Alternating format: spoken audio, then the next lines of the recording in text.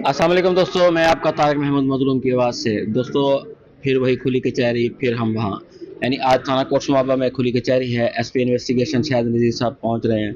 साइलिन जो हैं वो उनके मुंतज़र हैं। जैसे साहब आते हैं तो फिर आगे की कार्रवाई हम दिखाते हैं। अस्सलाम वालेकुम।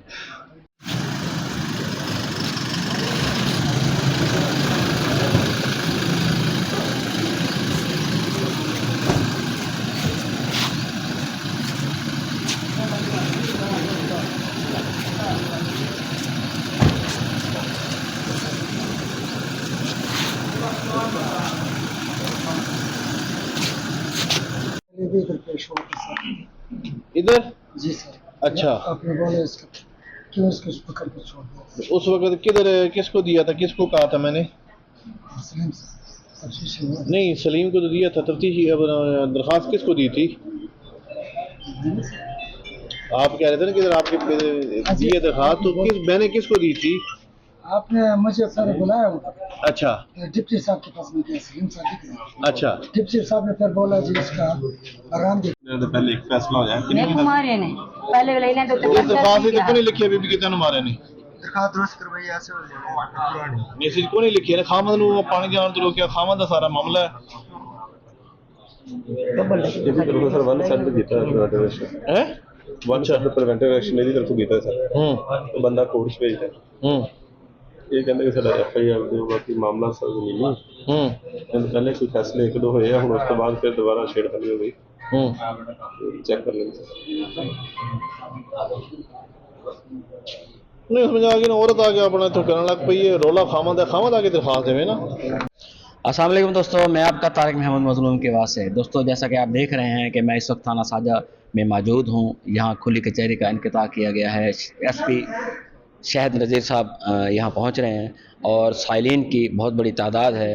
और देखने में जो आया है कि यहाँ एसडीपीओ साहब खानपुर और सर्कल के तमाम इंचार्ज भी मौजूद हैं।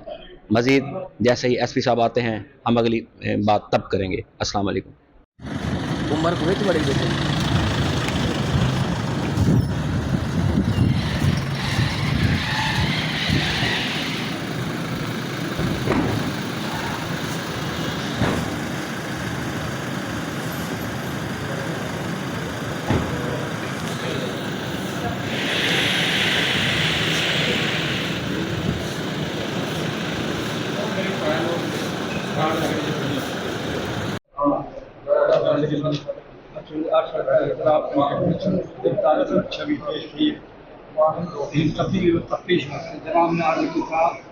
बड़ी एफ आई आर हुई हुई है। दोबारा से जमीन खाली 5,000 कदों? अच्छा, उसके बाद जमीन सब बनाने देंगे। साहब सब गए नहीं? अच्छा, है साहब इतने बंद करवा देंगे।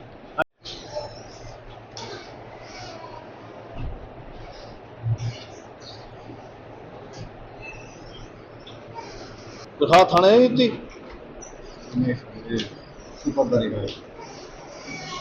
सुपरदारी तो कराई है बेटा।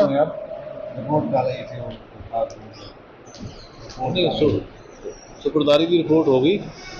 सुपरदारी अदालत ने सुपरदारी करती।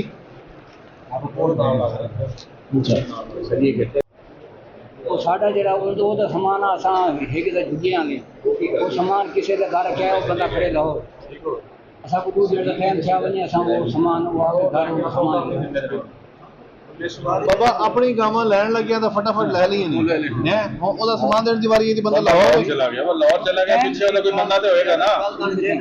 2 दिन इंतजार कर लो कि उनको सुहाग के अगर नहीं ना देंगे गावां सारी वापस ले लो। अच्छा सर, और एक केस मुका से उन्होंने केस नहीं जगह गलत केस पहले सामान पूरा करो ना, सामान पूरा करो, पहले सामान पूरा करो जेड़ा है साडा हवाले करवाओ। मीटिंग वाले मीटिंग आई करके आ गए हैं, छुट्टी को आगे डाउन करेंगे, नड़ी है सके ना एक मोबाइल किया है।